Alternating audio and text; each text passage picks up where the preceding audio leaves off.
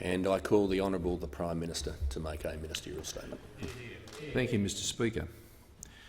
We gather again today in unusual circumstances, during extreme times, to consider extraordinary responses to the twin crises our nation faces, to our nation's health and to our economy.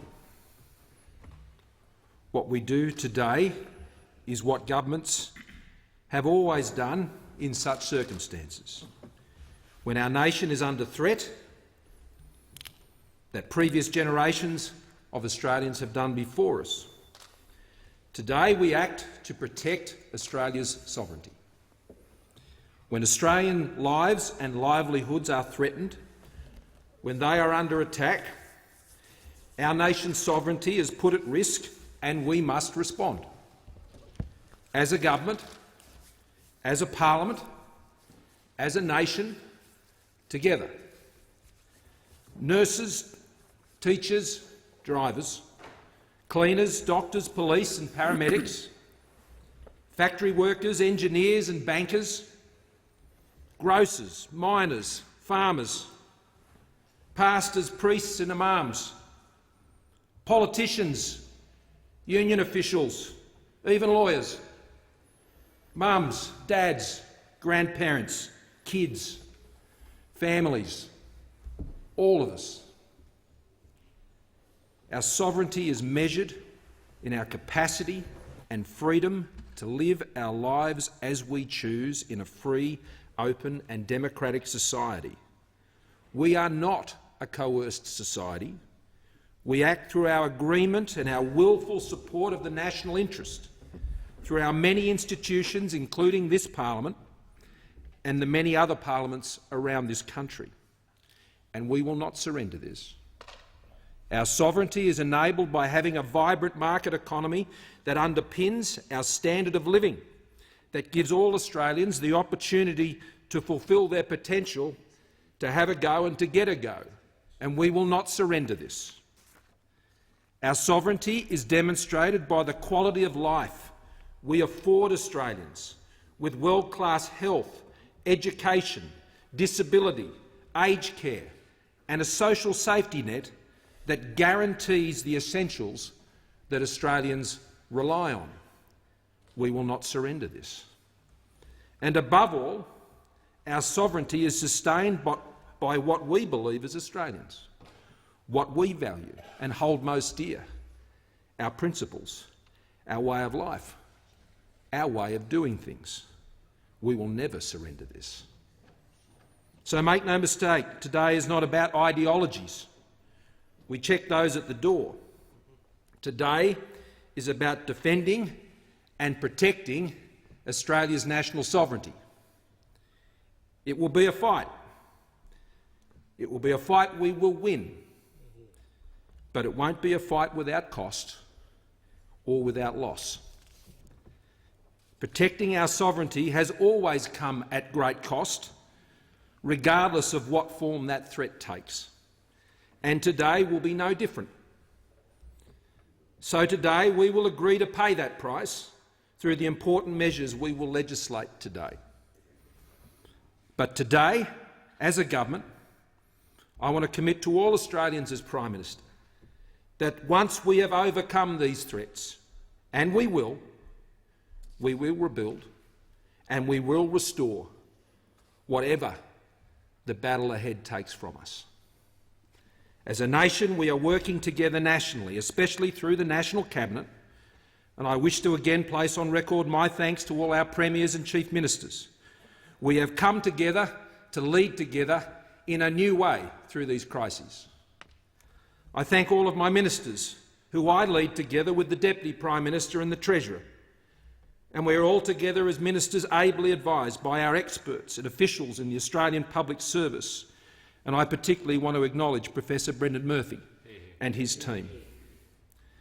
I thank all of my colleagues on the government benches for their input and leadership in their communities, as I do all members of this House and the other place. I thank the opposition leader and his parliamentary team and all of our staffs. And I extend my thanks to the many businesses, large and small, to the unions, to the banks, to the media, to the not-for-profit organisations, welfare and charitable groups, to Indigenous leaders, to the churches and other faith groups for their prayers, for their support and the many efforts that they are making. Together, we have now established the key baseline supports and protections that have bought us much-needed time in these crises to get us through, and I will speak of those actions today, but there is a long way to go in this fight. This has been our road in. We will now lead the country on the road through and then the road out and beyond. Mr Speaker, it's been 16 days since this House last met. As of this morning, 5,956 Australians have contracted the coronavirus. Thankfully, 2,547 have recovered. 294 are hospitalised, 92 in intensive care and 36 are on respirators. Sadly, there have been almost 50 deaths in Australia. Tens of thousands more have died across the world. One of those was the member for Cooper's father-in-law. On behalf of the government and the parliament, I extend our deepest sympathies to the member for Cooper and her family, as they are with all who have lost loved ones, both in recent times, here and overseas, and are fearful of that event occurring in the future. And as a nation, we especially send our best wishes to our good friend, the Prime Minister of the United Kingdom, Boris Johnson. Get well soon, Boris. We need you. When the House last met, new cases were growing at more than 20% a day. In recent days, it has averaged 2% a day. This is very encouraging. We are flattening the curve. We are buying ourselves precious time in this fight. And I want to thank the overwhelming majority of Australians for doing the right thing. You are saving lives. You are saving livelihoods. But we have to keep our efforts. Progress can be easily undone, as we have seen in other places around the world. We're only a few days away from Easter, a time that should give us great hope. And the message is clear, though. Stay home, don't travel, don't go away. We can't let up now. Mr Speaker, I've said many times we are facing twin crises, a health crisis and an economic one. And we must deal with them simultaneously and in real time, and so often they work against each other. But that is the balance we must achieve. Since the Parliament last met, we have taken many actions on many fronts.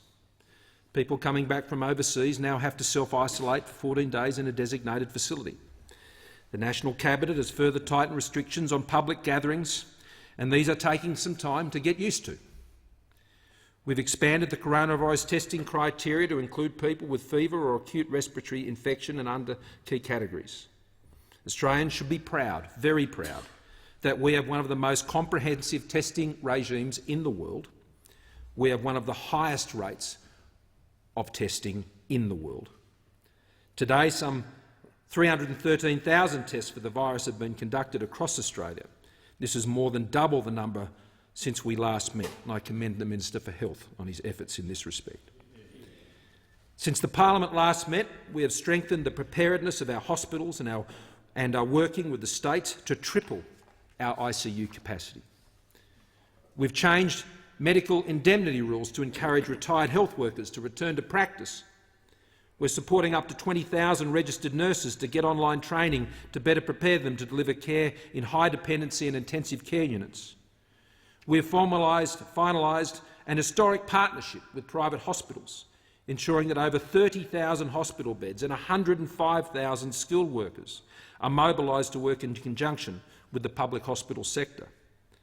The government will guarantee the viability of all 657 private and not-for-profit hospitals across Australia through these challenging times, because we need them. To preserve critical resources, We've acted to suspend all non-urgent elective surgery. And of course, we know many Australians still need to see their doctor during this time, and they should, and to get the medicines they depend on for their health. So we've expanded Medicare subsidised telehealth services, and we've given extra incentives for GPs and other health practitioners so that their practices can stay open for face-to-face services where needed. We know Indigenous Australians are at great risk from COVID-19, and we are making $123 million available for targeted measures to assist Indigenous communities and businesses. We're supporting those Australians with a disability through the efforts of the National Disability Insurance Scheme. We've taken action against those who would seek to profiteer from the health crisis by buying goods like face masks, hand sanitisers and medicines and reselling them at big markups or exporting them in bulk overseas. It's not on. These products should be for Australians first and foremost.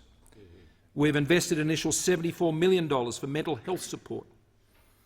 And to counter the great risk from domestic violence, we have committed an additional $150 million to support Australians experiencing domestic, family and sexual violence. And while we have continued to build our national medical stockpile, all this time, over 30 million masks have arrived in just recent days, with great help from groups like the Minderoo Foundation, with more than 500 million masks on order and domestic production also underway.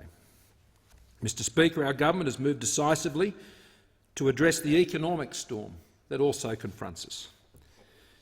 This is the greatest economic crisis to afflict the world in many generations. We have responded with the biggest economic lifeline in Australia's history that we will consider today. And I want to thank the Treasurer for his leadership as these measures have been brought together, working together, I should say also with the Treasurers of the states and territories around the country on so many other measures. So far, more than 200,000 additional job seeker claims have been finalised over the past few weeks, with the COVID-19 supplement doubling our safety net support.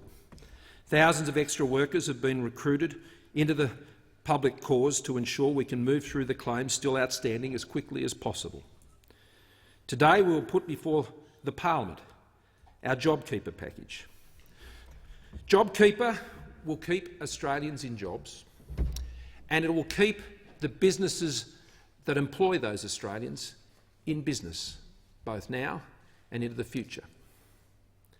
The $130 billion economic lifeline will provide payments of $1,500 per fortnight to an estimated 6 million eligible workers through their employer.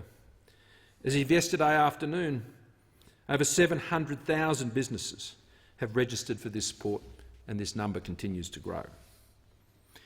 It is the equivalent, this payment, of around 70% of the national median wage. For workers in accommodation, hospitality and retail services, some of the most affected by this economic crisis, it equates to a full median replacement wage.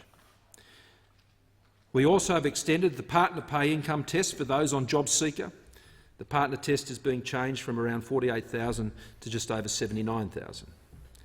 As well, we want those working with children, and particularly our essential workers, to have confidence in their childcare arrangements. The government is providing business continuity payments to support childcare services to stay open. This means around 1 million Australian families will be able to receive free childcare. The investment complements the more than $1 billion the government expects the sector to receive through the JobKeeper payment. Managing our workforce is a critical part of keeping the economy going.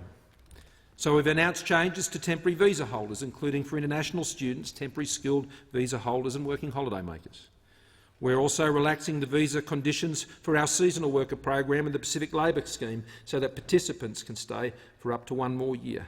This is essential for our agricultural sector, who for the first time in a long time are seeing rain.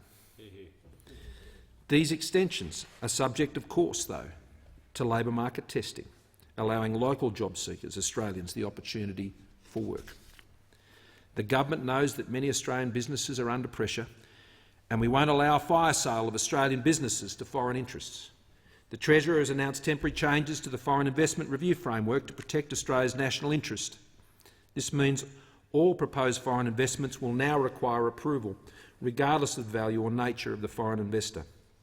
With businesses and families under stress, the National Cabinet has agreed to a moratorium on evictions over the next 6 months for commercial and residential tenancies in financial distress. Yesterday, the National Cabinet agreed that states and territories would implement, legislate and regulate a mandatory code of conduct for commercial tenancies, which includes retail, office and industrial properties. The code sets out the good faith leasing principles for these tenancies. It means that businesses will be able to emerge on the other side and start trading again, not weighed down by disabling debts that would otherwise keep their doors closed forever. We are all in this together. I know that some families coming into this health and economic crisis were already doing it incredibly tough. That's why we are providing an additional $200 million to help vulnerable Australians pay bills, pay for food, clothing and petrol. Additionally, we are providing almost $60 million to assist older Australians with food and other essential items. To mobilise the full resources and talent of the private sector behind our national mission, we have established the National COVID-19 Coordination Commission under the leadership of Nev Power, and I thank all of those commissioners for their service. This is about government and the private sector working together to solve problems for our nation. All the measures I have detailed today are measures that we've announced in recent weeks since we last met. Mr Speaker, we have a long way to go. Through the actions we have taken to date, we have bought Australia valuable time to chart a way out over the next 6 months. But there are no guarantees, and it could well take far longer. Our country will look different on the other side, but Australians will always be Australians.